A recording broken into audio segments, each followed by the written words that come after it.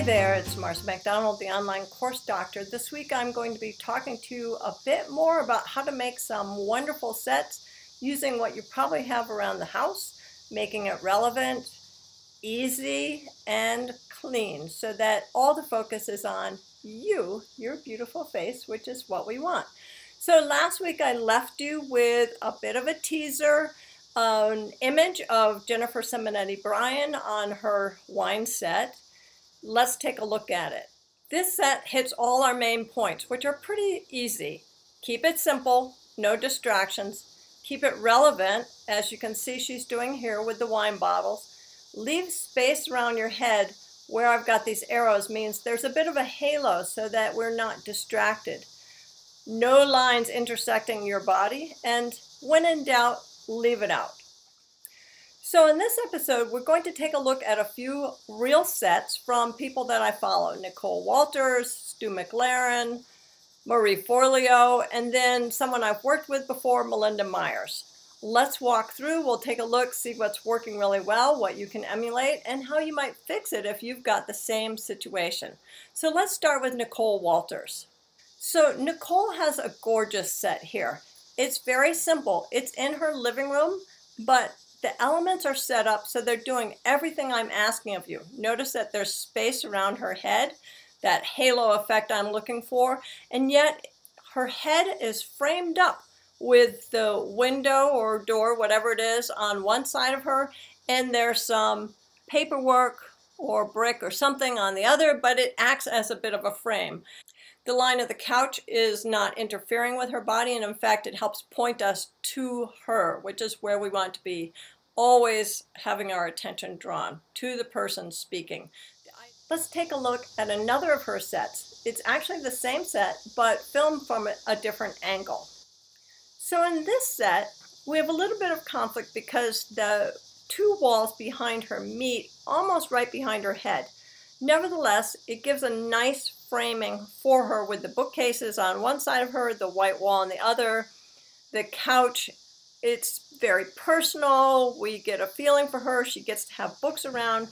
The only thing that I would change would be to take out those flowers, and maybe if she could have moved back a little bit, we wouldn't have seen the walls with the line intersecting right behind her head.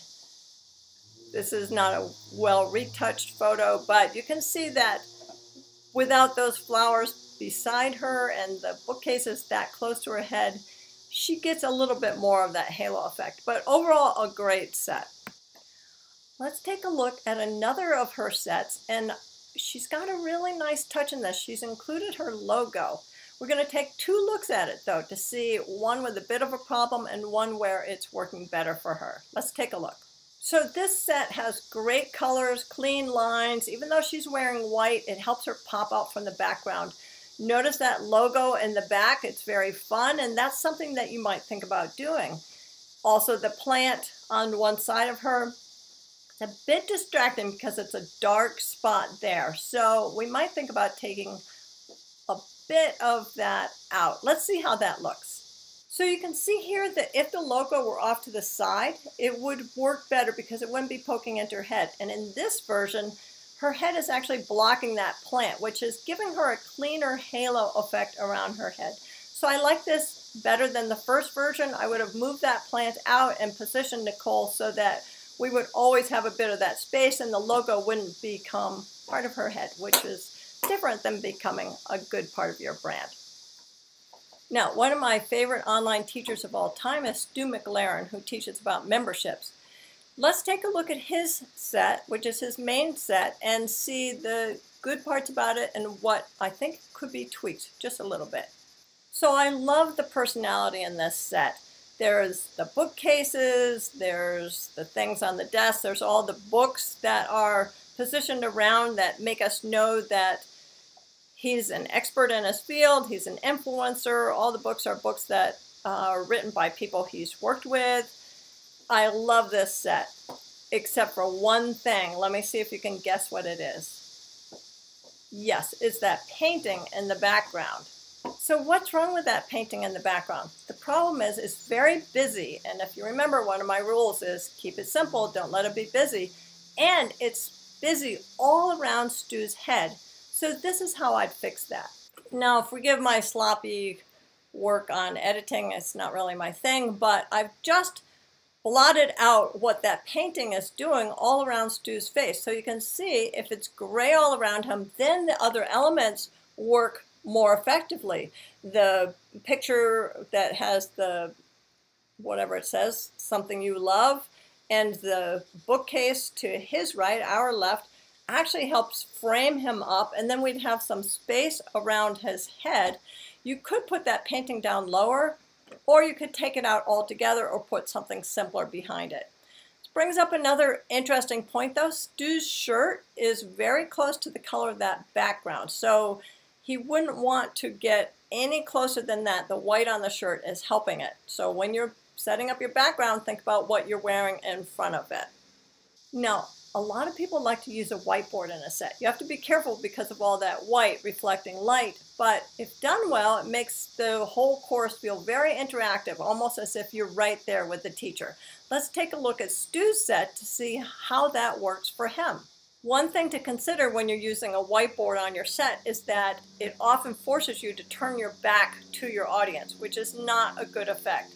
Stu's got his camera set up really well though, so that we see his profile, we see what he's writing, so we never feel like we lose connection with him. Also, that wonderful bookcase of his is serving as a frame so that we keep our eye focused where he is. In this case, the lighting is really well done to set it up so the dark and the light work together, giving us that nice halo effect around his head, keeping us focused directly on our purpose here, which is to learn and follow from what he's writing. There's one problem though, and that is, can you guess? Okay, I hope you got this because I've talked about hot spots before. That light is a hot spot. It was actually a problem on the main set too. I just waited to point it out until we got to this one. And notice also it's reflecting on the board. That's highly distracting because it's right where Stu is trying to make a very valuable point. So when you're getting set up, make sure that any props, any lights are not distracting. They're not creating hot spots, and they're not actually blocking what it is we're trying to be looking at. Otherwise, a beautiful set. All right, you may recall that in the previous video, and if you haven't watched it, shame on you, take a look at it after this one. In the previous video, I talked about how you can have interesting backdrops, things that relate to what you're doing or are just very attractive, but you have to make sure they're not distracting. So remember, this painting looked really stupid behind my head because of how it was set up and framed.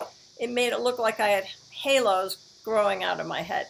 Not so good, my friends. But let's take a look at a painting used on a set behind someone's head that works extremely well. Let's go to Marie Forleo in one of her sets. So this is a great use of a painting. In fact, the whole set is wonderful.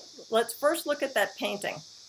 It's very soft, it's very warm, it's abstract, it's fully around her head, so there's none of this business of feeling like something's poking into her head or growing out of her head. It just gives a nice accent for her head. It makes everything pop out. Now let's take a look at the rest of the set. She's got lines, but they stop because of that wonderful painting, and everything is pointing. The set of the pictures on the wall aims toward her head. Every line, every board points toward her head. Even the angle from the desk with the plant coming up over the flowers and moving to her hands bring us all up to her face. An amazing set. You could easily emulate this one at home. All right, let's take another look at a set which is classic for how it positions Marie in kind of a business environment, but at the same time uses the elements to create interest without distracting from her. Let's take a look. So in this set, we see lines in the background, which I'm not that fond of, but at least they're soft. We see every element pointing toward her. So there's a wavy line design element above but it's not poking into her head, and in fact, it helps move our eye toward her in several different ways, underneath and on top.